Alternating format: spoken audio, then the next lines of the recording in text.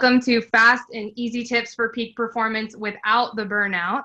We have Nick from @FarmerNickNYC on Instagram. He is a plant-loving, sustainable, amazing man who's really trying to change the environment and the world. But I'm excited to have him on because he figured out how to quit his job and find his passions. And not that that's a shameless plug for this whole series, but I think there is something really, really powerful when you say, I'm really dialed into who it is I want to be in this world, how I want to make an impact. And that's why I want to motivate you all to do that. So Nick, hi there. How's it going? It's going great. Hello from England, actually, right now on a secret plant project, but happy to be calling in. Yeah, thanks so much for connecting. I know it's pretty late right there in London, but what's really awesome is the internet's really connected us no matter what. And so tell me a little bit about your story and how that transition really made itself for you, and then now, set you up for the opportunities that you have now. Yeah, so great question. So going way back, right, when I first started getting into this whole plant world and sustainability, this was something that I did at home. I had a backyard garden. I never thought that it would become something that would be such an identifier and a part of my life. And slowly but surely started to build this Instagram presence. And my girlfriend was telling me, oh, you got to do this. People are interested in this. And I was like, but I don't have any, what do I have to share? And slowly but surely it became bigger and bigger, started getting more and more plant consulting clients. And this is while having a full-time job. And this meant waking up at 6 a.m. and running to the flower district and buying pots and bringing them into the office and then going to see the client after work. So it was becoming so much. And at a certain point, I was getting burnt out. And the startup that I was a part of, it's funny, was focused on ending the stress and burnout epidemic. And it was becoming a lot for me. So for me to truly embrace those passions in a new way and take a risk and move to London for a couple months to work on a cool plant project, like those are the things that really were scary to me. And I'm in general a very risk averse person, but when you take a step back and you look at everything, like how many times you're going to have an opportunity to do this? And I haven't looked back since. Yeah, that's awesome. And it's so funny because when you do finally step out into that risk, then like you kind of close the certain door, like you're not 1 foot in, 1 foot out. And then the opportunities just like totally flood into your own reality, and you get to really operate from a place of your passion. And so the audience's peak performance tip for today is about the natural world. We haven't talked about that. We've talked about who we are as humans and what our brain does and what our body does and what our digestion does. But you have to really think about too, what it takes to when we're using those fuel sources, and what does it mean to be a farmer, not only in the way that our whole species began, but what is it now? And what is it in the modern world where we've got options in the grocery stores and we have these preferences, and there's a little bit of that detachment that comes from being just part of urban living. I mean, some people here might be full throttle, not urban living, but there's some component in that. So can you share a little bit about your perspective on sustainability, on, the natural world and what it's done for you? Yeah, absolutely. And I think being in New York City, which is so devoid of green life, it is really tough for people. And it's no surprise to me that it is a city that's filled with stress, burnout, and mental health issues. So there's this theory of biophilia, which is a human's inherent desire to be attracted to nature and want to be connected to nature. And it makes so much sense because we've been developing for 5 to 7 million years. That's 5 million years evolving in nature. And only in the last couple thousand have we been in cities. So when you think of that divide, we are programmed to want to be around nature. And the studies show that just being around a plant reduces stress, increases productivity, increases creativity, and just makes you happy. Like plants make people happy. And for me, sort of straddling this line of houseplants, sustainability, and agriculture, if I can put something in the ground, and in my case, buy a pot, bring it to my apartment, put some soil in it, put a seed in the ground, and watch it grow and have that kind of patience, and very much the opposite of the instant gratification world that we're in, it's just so fulfilling to me. And immediately I just feel myself just decompress. And those moments with my plants in the morning are the best moments of my day. Yeah. And it's cool that there's actually a science behind it, right? I didn't actually know that. Oh, yeah. Yeah. And I've started a love of plants. And it's so funny because my There heritage, you go. yeah, my dad's Filipino and he was a farmer in the Philippines before they immigrated here. And then my mom Oh, was a cool. farmer in Iowa. And they like did that whole thing and managed floods and this. And it's funny because now like I put like a plant in the ground and I'm like, what the heck? This takes forever. But it is like you're totally trained that this instant gratification and and so it is a good just really like a micro habit. Kind of like when you get a pet, I guess, but it's more connected, would you say? Yeah, I definitely agree with that. And, I work with a lot of clients in the city that immediately look to Instagram and they say, I want this plant. And then they bring it home and they think it's a piece of furniture. They put it in the corner and then 2 weeks later, it's dead. And for me, working with my clients is so important because I want to teach them that A, it's a living thing. And B, for it to live and survive, you need to help it. It's not a cat, a dog, or a child that when they need something, they're going to let you know. They're just going to silently die, right? So you need to be really proactive about it. And when people come to me and start realizing that, hey, this is a living thing, I'm connected to this piece of nature that's now in my environment, they get a whole new level of responsibility and they get really attached. Like they call it plant parenthood for a reason. People get really into it. They name their plants. They give updates on social media about their plants. I mean, the number of plant people on Instagram is crazy right now, but it's definitely helping them sort of renew that connection to the outside world. Yeah, and honestly, that's like that what you just described is the like human perspective of it. At the end of the day, like Mm. I'm stoked that there's more plants in people's like in general, right? Like Oh, yeah. people are watering them and like that whole rhythm of life. I believe that is a frequency of energy. And if we can promote that, like that's where those bigger things are going to happen. If people aren't they're not going to have a good concept of the bigger issues like climate change, like the sustainability components, if they don't have that intimate relationship. And so Yeah. since you have helped a lot of people with that and really building that intimacy and that relationship on a micro level, in my opinion, what are some of those bigger things and what have you learned as you grow in your expertise and on the bigger picture? How can we help the planet? It's a great question. So the biggest thing that I come across is people who think that their impact doesn't matter. And it drives me crazy. Like you don't need 10 people who live off the grid, don't fly on planes, have everything that's reusable, don't waste a single thing. You don't need to be that person because people live life in extremes. It's either, oh, I'm 110% sustainable or I'm over here. And I don't think you need to be like that. I think every micro step that you take in terms of sustainability is a positive one. And then once you get that down, then you get the next one. Because for me, like I went vegan. That was a big change, right? Probably not a micro step for most people. But I was vegan and I was using single-use plastics. So I said, okay, how could I maybe eliminate some of those things? And I'm going to buy a compost bin.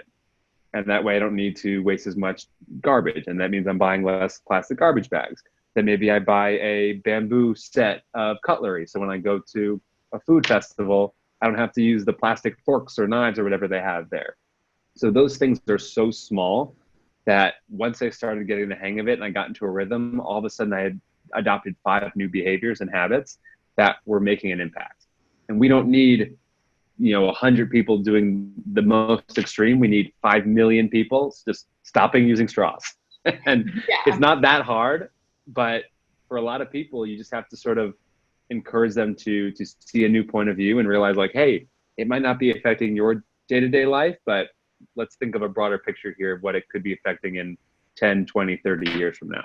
Yeah. And those micro steps are really unique to the own person. Like for me, I grew up in a house where it was like we had one trash can. Like now I've gone to friends' houses, they have, you know, 3, kind of like what you mentioned, or for us, like I have 2, and it's interesting because probably in the last like 3 to 4 years, I'm taking out the recycling one more, you know, and there's still that component of I don't need to be even putting it that far. But for some people, that's a big enough step. And it's like, what does it take brain power wise for me to separate something really quick? Or like, hey, most of the stuff I'm interacting with is recyclable, and how to like Yeah. kind of see that difference with it and just those decisions. And it's hard because now that we've gotten everyone to recycle, right? And this is something that the vast majority of people now do, in my circles at least. Yeah. The problem is that our governments and our cities aren't equipped to actually handle it. Yeah. So 5% of the plastic that's actually recycled gets recycled, which is a crazy stat. And it's caused me to think like, okay, recycling is one thing, and if it's not doing the job, what do I have to do next? So learning to sort of adapt to what isn't being done versus what is being done and what's possible has been really hard. And being a vegan who is trying to live a plastic-free lifestyle is even harder Yeah. because I can't buy the cool vegan cheeses and the Beyond Meats of the world, right? It becomes really hard for me. So like shopping at farmers markets, that's another tip. I love shopping at farmers markets. I carry around these like reusable produce bags everywhere I go. It's it's become a nice part of my day to day.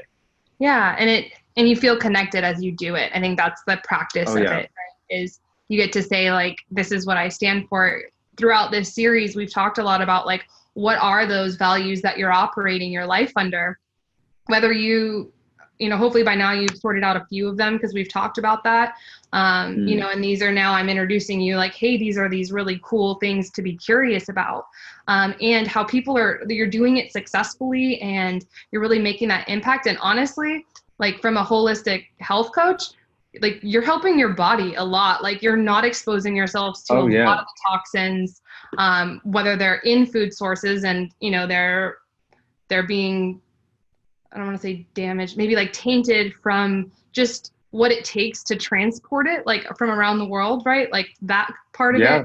And so you think about food that way, and you think about how, you know, what it took for it to get into the supermarket, and then what it also took from it to get from the farm into the US, like those components of sustainability. Yeah. It's so hard. And for me, you have to start deciding between which element of sustainability matters most. So, for example, if I go to the supermarket and I see, you know, some hydroponically grown lettuce that was grown in Brooklyn, like that's 5 miles away. That's amazing, but it comes in plastic. Then I have the lettuce that's grown in California, which traveled 2,000 miles to get there, and it doesn't come in plastic. So which one do I choose? Which impact is worse? Yeah, So it's always a guessing game, and I encourage people all the time, and I tell them like it is an imperfect science right now. There's no standard of perfection. Just do what you can, start small, and just keep building, and you'll turn into a whole different person by the time you're done. definitely. And I think just what you said makes what seems hard actually like really easy, you know, because it's like there's not this pressure of doing it perfectly, or it's just like, let me give it this best shot, and this is the information I know, right? Like, and there's that whole Yeah.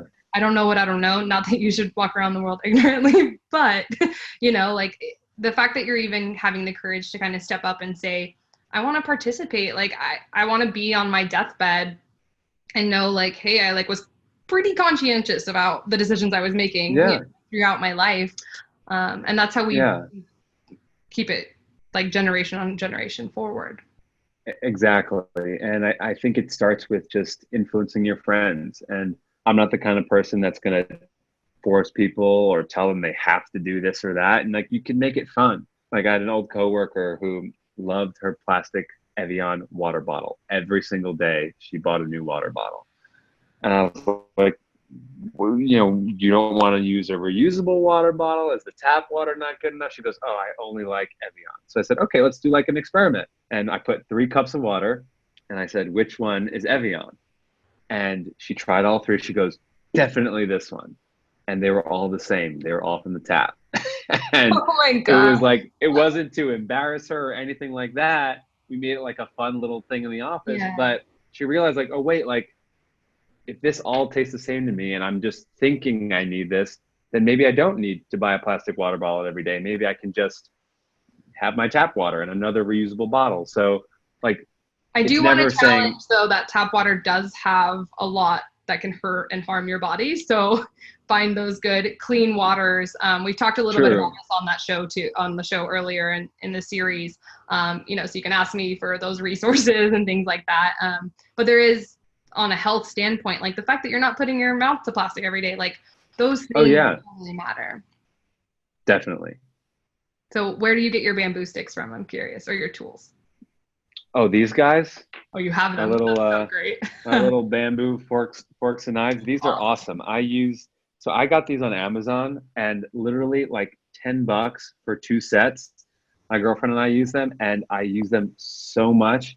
And like they roll up real tight in this nice little like canvas carrying case like this. So it's just Amazon all the way. Yeah, it's funny because I don't really like, I'm not on the go as much like in general. But all of my utensils that I cook with are bamboo, and it's funny because my boyfriend Oh, was like, nice. "Why are these like? Why do you do like what's the bamboo thing?" And for those of you who Mm. also has that question, is it's a natural antiseptic, which is huge because not that you shouldn't wash stuff and you should, but there's that component of it, just in the sense of like what it is as a plant. So that's just kind of a cool plug to go get your bamboo on. So I want to talk a little bit about what are some of the tips that people can get started. Like what's the first step that you tell your clients? What's the first step people who, this really resonated with, and they can like, on their way home from work, kind of take that action. Yeah, so there's a couple different ones. When it comes to the plant world, I say the first step is just get a plant. And this could be a plant that you go out and you get from your local plant shop, you bring it home, you get a nice pot for it, some soil. That's step one. If you want to do something edible, which is personally my favorite, you go out, get a couple seeds. Always start from seed if you can, because A, it's way cheaper. And two, like it's fun to see them like sprout up out of the ground and know that you were responsible for that. So get your pot, your soil, put it in the ground and be patient. Like it's not going to happen overnight, and teach yourself to, respect the process a little bit. And then on the sustainability side, like start with your swell bottle, get your bamboo cutlery and get your produce bags. And you don't have to go shop at a farmer's market to use it. There's so much plastic in your day-to-day grocery stores. Bringing those in to just make your life a little bit easier and just do a little bit more is just already making a huge impact. Awesome. I love that. And they're super just straightforward. There's some really cute pots out there too, people. So make it fit your Oh life. yeah. Get excited. I do have kind of a funny question. I've Okay. done the seed thing before. How many weeks before I know I didn't do it right? Depends on what you're growing. True. But like on average. So normally you'll see, and this is obviously very dependent on the crop, but you will see something pop out of the ground within 7 days. Seeds like to be very warm and moist for the most part. So make sure you're giving it like that bright sunny window. If you have a grow light, that's even better. Some people put saran wrap over the containers to kind of make that greenhouse effect happen. I don't do that personally. Sounds kind of But counterintuitive from our exactly, exactly. So if there is an instance for that, I'll just put like a glass cover that I'd use for one of my dishes, and I'll put that over it as well. But usually 7 days or so, you should see some action or time to replant. Okay, cool. Just wanted to see, guys, that's Yeah. totally manageable. You're gonna know you have a week, try something new. And then Yeah, and if not, call me. yeah, exactly. Shoot me a DM. We'll all plant them at the same time. Like that's how we're gonna be on Instagram. I'm like, look, we all planted them. Perfect. You'll get like half of them. No, just kidding. It does work. It's very easy, I promise. But so if that is the case, plant problem or not, where can we find you on the web, and how can we support your movement? Yeah. So if you need to find me, most of my work is on just Instagram, Farmer Nick NYC. I do have a blog where I'll occasionally put up articles related to plants and well-being, the science of air purification, a bunch of different things there. But yeah, in terms of supporting, just have fun with it. Like go out, buy a plant, talk about it, share it with others. Next housewarming party you go to, get them a plant. Like it's the best housewarming gift. People love it, and just start feeling what it means to reconnect with that green a little bit. Yeah, I love that. Thank you so much, Nick. And it was a pleasure to interview you and just learn more about how we can be more sustainable, how we can bring nature into our world, living a modern life, and how that can actually make us perform better because we're connected to ourselves and we're connected to this intrinsic thing that we've had in our species forever. So thanks so much, and we'll see you on the web. Absolutely. Thanks for having me.